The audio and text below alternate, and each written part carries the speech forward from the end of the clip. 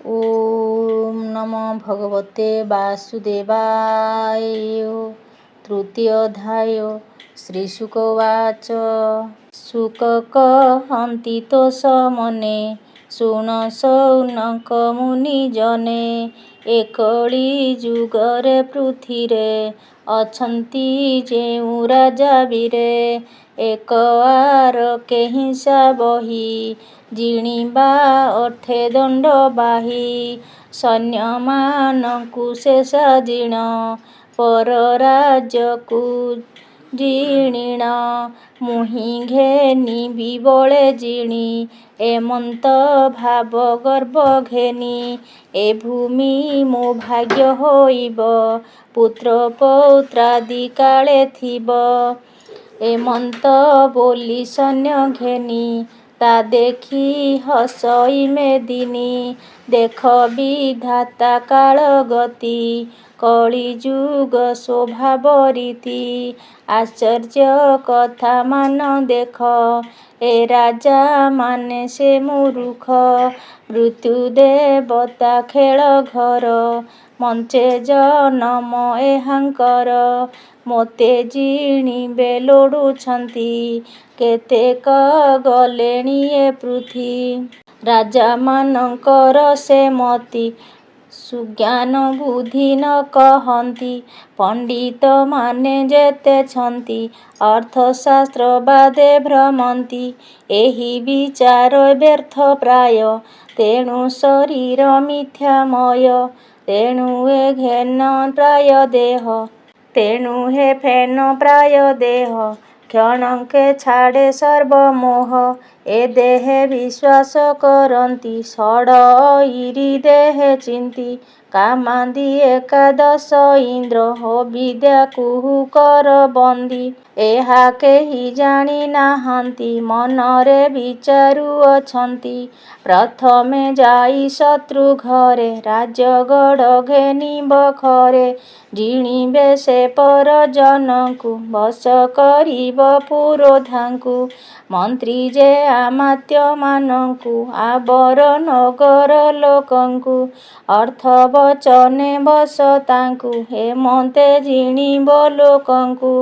ଶତ୍ରୁଙ୍କୁ ମାରିଣ ସେ ରାଜ୍ୟ ଆମ୍ଭେ ହୋଇବା ତହିଁ ରାଜ। ଉତ୍ତମ ରାଜ୍ୟ ଏହୁ ସୀମା ଭୋଗକୁ ଅନେକ ମହିମା। କ୍ରମରେ ପୃଥିବୀ ଜିଣିବା ଦେହାନ୍ତେ ରହିବ ମହିମା। ଏ ଆଶ ହୃଦୟରେ ବାନ୍ଧି ହିଂସା ସ୍ୱଭାବ କରେ ସିଦ୍ଧି। ନିକଟେ ଶିର ପରେ ମୃତ୍ୟୁ ତାକୁ ନ ଜାଣେ ମର ହେତୁ। ନିକଟେ ଶିର ପରେ ମୃତ୍ୟୁ ତାକୁ ନ ଜାଣେ ମତ ହେତୁ। ଲୋଭରେ ଗ୍ରାସନ୍ତି ତମକୁ ଭୟ ନାହିଁ ପାପ ପୁଣ୍ୟକୁ। ଆସ ମୁଦ୍ରାନ୍ତ ପୃଥି ଜିଣି ଲଭେ ତମ ତାମସ ପୁଣି। ବୋଇତ ଚଢ଼ି ବଣିଜରେ ପଶନ୍ତି ସମୁଦ୍ର ଭିତରେ।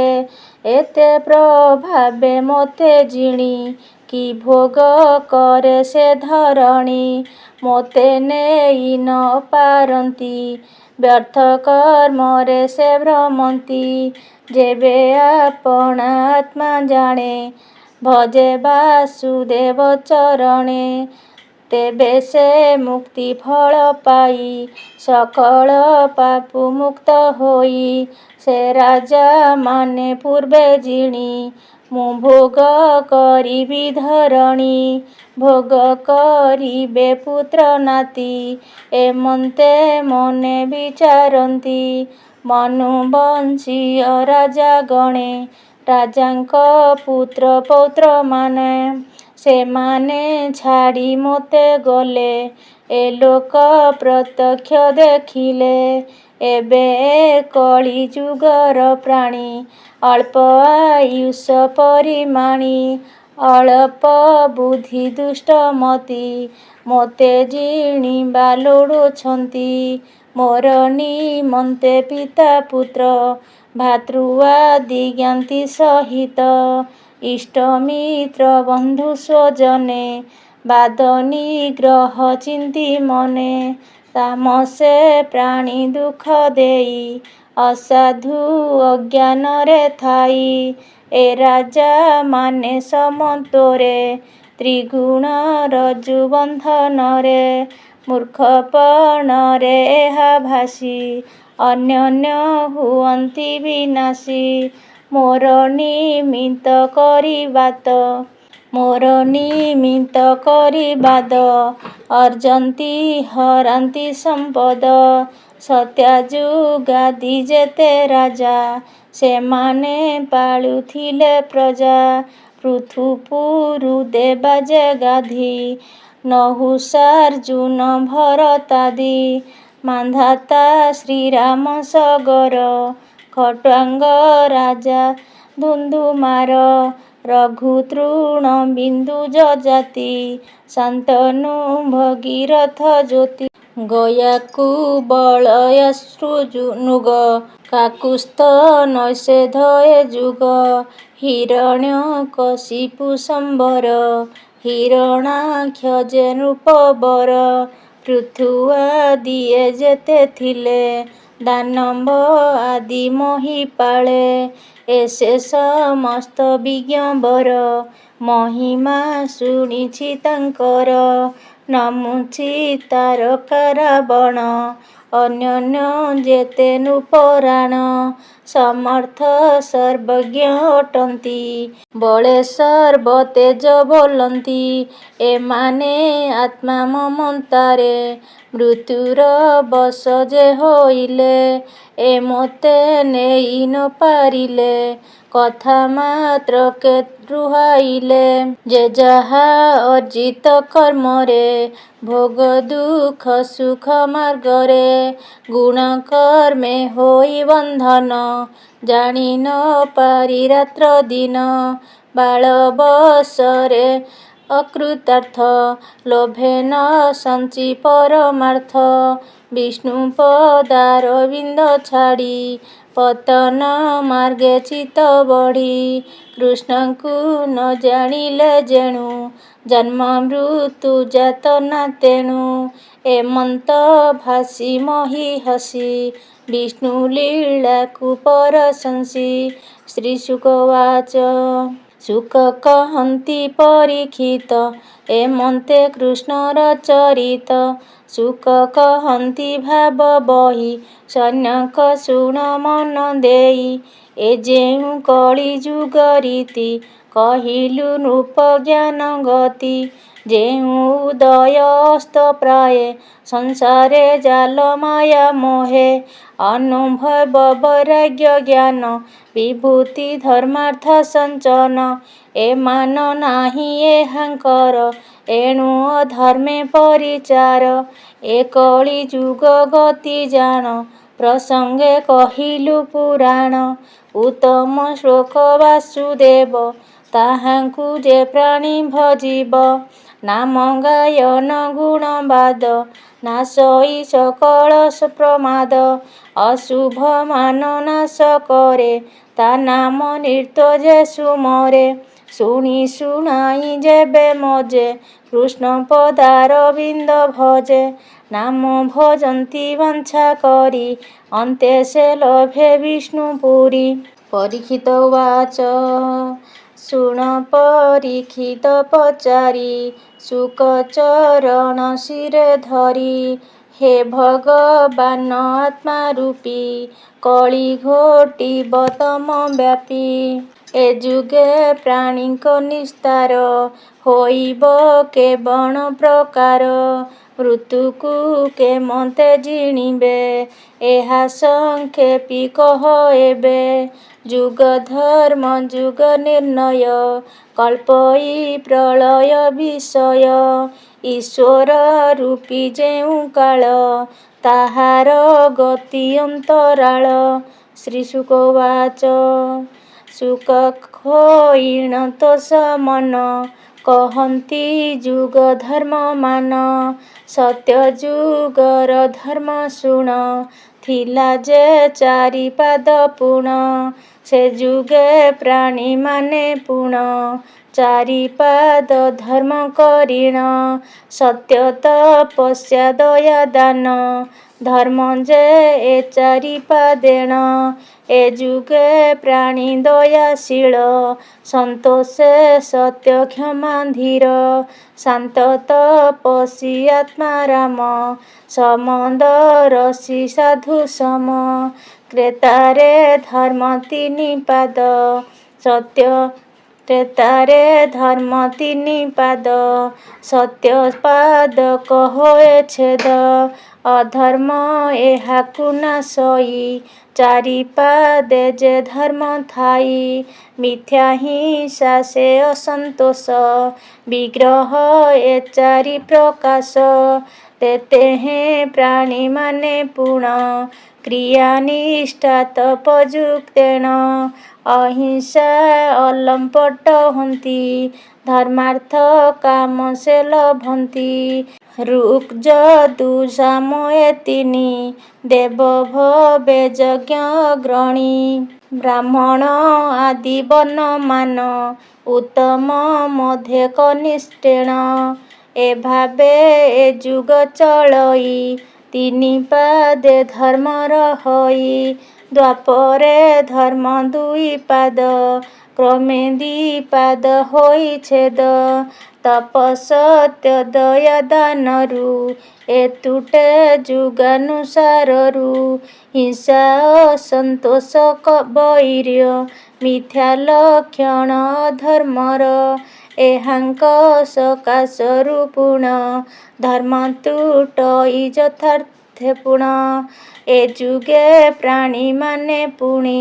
ଯଶ ଉପାର୍ଜନେ ଅଗ୍ରଣୀ। ଶୀଳ ହୋଇ ବେଦ ପଢ଼ନ୍ତି। ବିପ୍ରେ ବିଷ୍ଣୁ ସେବା କରନ୍ତି। ଧନୀ କୁଟୁମ୍ବ ଶୀଳବନ୍ତ।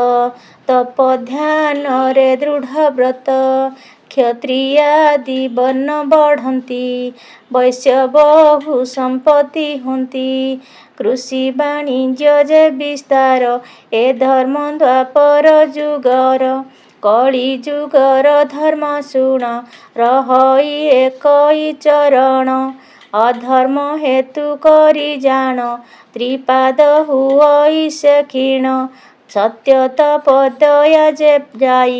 କେବଳ ଦାନ ମାତ୍ର ରହି। ଯୁଗାନ୍ତେ ସେହି ନାଶ ଯିବ।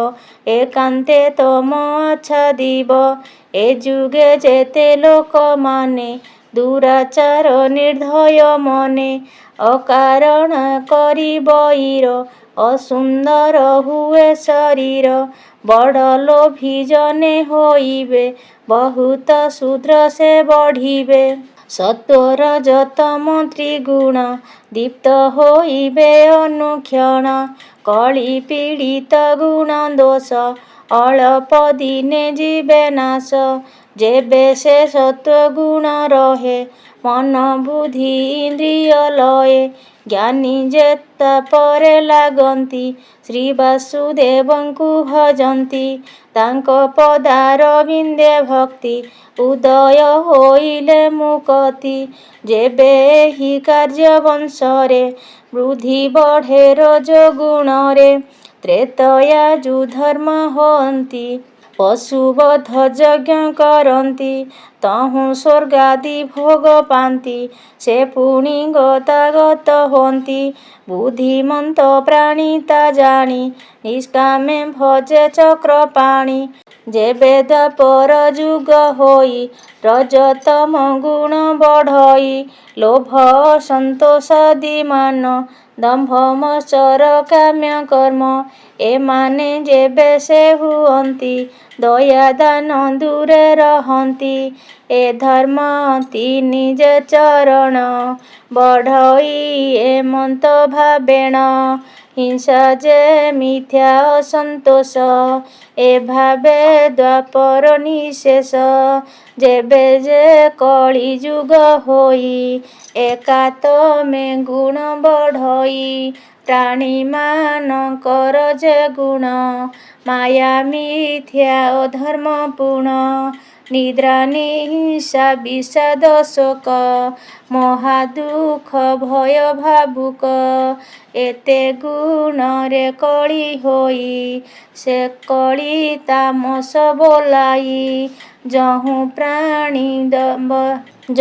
ପ୍ରାଣୀ ଦର୍ପିତ ହୁଅନ୍ତି ଅଳପ ଭୋଗେ ସେ ଜିଅନ୍ତି ବହୁତ ଆହାର ଭକ୍ଷନ୍ତି କାମୀ ହୋଇଣ ମୂଢ଼ମତି କୁଟୁମ୍ବ ଜୀବିକା ହୀନେଣ ଦରିଦ୍ର ହୋଇ ବଞ୍ଚେ ଦିନ କୁଳ ସ୍ତ୍ରୀ ଦୁରାଚାରିଣୀ ଅସତୀ ପଣେ ସାହସିନୀ ଦେବେ ବ୍ରାହ୍ମଣ ଗୁରୁ ସ୍ୱାମୀ ଶାଶୁ ଶ୍ୱଶୁରଙ୍କୁ ନ ଗଣି ରାଜ୍ୟରେ ଖଣ୍ଟ ପ୍ରବର୍ତ୍ତିବେ ଦେବଙ୍କୁ ପାଷାଣ୍ଡେ ହିଂସିବେ ପ୍ରଜା ସର୍ବସ୍ୱ ରାଜା ନେବେ ତାଙ୍କୁ ବହୁତ କଷ୍ଟ ଦେବେ ବ୍ରାହ୍ମଣେ ଜିହା ଇନ୍ଦ୍ରି ବଶ ହୋଇଣ କର୍ମେ ଯିବେ ନାଶ ବେଦକୁ ବିକ୍ରୟ କରିବେ ବ୍ରହ୍ମଚାରୀ ଅନ୍ୟାୟୀ ହେବେ ସନ୍ନ୍ୟାସୀ ମାନେ ଅନ୍ୟାଚାରୀ କୁଟୁମ୍ବ ଘେନି ଗୃହ କରି ଲୋଭେ ବୈଶ୍ୟବୃତ୍ତି କରିବେ ଭେକ ଧରି ନାମ ବହିବେ ବନ ପର୍ବତ ଗୁମ୍ଫାମାନେ ତେଜି ଗ୍ରାମବାସୀ ଅଜ୍ଞାନେ ସ୍ତ୍ରୀ ପୁରୁଷେ ଅସୁନ୍ଦର ବିରୂପ ବିକଟ ଶରୀର ସହଜେ ସ୍ତ୍ରୀମାନେ ପୁଣ ବହୁତ କରିବେ ଭୋଜନ ମନୁଷ୍ୟମାନେ ସାନ ସାନ କେହି ବା ହୋଇବେ ବାମନ ବହୁତ ହୋଇବେ ନିର୍ଲଜ ବିସ୍ତାର ହୋଇବେ ତନୁଜ ନିରତେ କହି କଟୁ ବାଣୀ ଶାଶୁ ଶ୍ୱଶୁରଙ୍କୁ ନ ଗଣି ସ୍ୱାମୀ ଗୁରୁଜନ ନ ମାନି ଚୋରି ମାୟା ସାହସ ଘେନି ପାପିଷ୍ଠ ବୁଦ୍ଧିମତ ଗର୍ବେ ବ୍ୟଭିଚାରିଣୀ ଏ ସ୍ୱଭାବେ ମନୁଷ୍ୟ ମନ୍ଦ ଗତି ହୋଇ କ୍ଷୁଦ୍ର ବ୍ୟାଧିରେ ପୀଡ଼ା ପାଇ ବ୍ୟାଧ ଆଚାର ଆଚରିବେ ମୃଗ ମତ୍ସ୍ୟ ବଧ କରିବେ ଛନ୍ଦ କରି ଜୀବ ମାରିବେ ପ୍ରାଣୀଙ୍କି ହିଂସାରେ ନାଶିବେ ବିପତ୍ତିହୀନେ ସାଧୁମାନେ ଆପଣା ବୃତ୍ତି ଛାଡ଼ି ଅନେ ନିନ୍ଦିତ ଜୀବିକା କରିବେ ପତିତ କୃଷି ଆରମ୍ଭିବେ ସ୍ୱାମୀକି ନିର୍ଧନ ଦେଖିବେ ସେବକ ମାନେ ଛାଡ଼ି ଯିବେ ସେବକ ଅସମର୍ଥ ଦେଖି ସ୍ୱାମୀମାନେ ତାଙ୍କୁ ଉପେକ୍ଷି ଉତ୍ତମ ଦୁଗ୍ଧବତୀ ଗାବ ବୃଦ୍ଧ ହୋଇ ଦୁଗ୍ଧ ନ ଦେବ ସେବା ନ କରି ବଳେ ଛାଡ଼େ ସେ ଗୁରୁ ନାନା କଷ୍ଟେ ପଡ଼େ ପିତା ମାତାଙ୍କ ଯେ ବାନ୍ଧବ ମିତ୍ର ସୁହୃଦ ଗୁଣ ଭାବ ସକଳ ସଙ୍ଗ ତ୍ୟାଗ କରି ଶ୍ୱଶୁର ଶାଳକ ପଚାରି ସକଳ ସଙ୍ଗ ତ୍ୟାଗ କରି ଶ୍ୱଶୁର ଶାଳଙ୍କ ପଚାରି ଶୀଳ ଆଚାର ନ କରିବେ ସ୍ତ୍ରୀଙ୍କ ବଶେ ଦିନ ନେବେ କେ କାହା ପିତା କେହୁ ମାତ ଆପଣା କର୍ମେ ଆତଜାତ ଏମନ୍ତ ବିଚାରିବ ମନେ ରହି ଶ୍ୱଶୁର ସନ୍ନିଧାନେ ଶୂଦ୍ରମାନେ ତପସ୍ୱୀ ହେବେ ଦାନ ପ୍ରତିଗ୍ରହ କରିବେ ସେମାନେ ଉଚ୍ଚ ସ୍ଥାନେ ଥିବେ ଧର୍ମାଦି ନ୍ୟାୟ ଯେ କହିବେ ସଂସାରେ ବଡ଼ ବୋଲାଇବେ ସମସ୍ତେ ସେ ବୋଲ ପାଳିବେ। ପ୍ରଜାଏ କର ପୀଡ଼ା ପାଇ ଦୁର୍ଭିକ୍ଷେ କସ୍ତି ହେବେ ସେହି।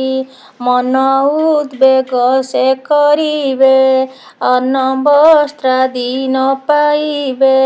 ମେଘ ବରଷା ନ ବରଷି ତେଣୁ ନ ଉପୁଜିବେ କୃଷି।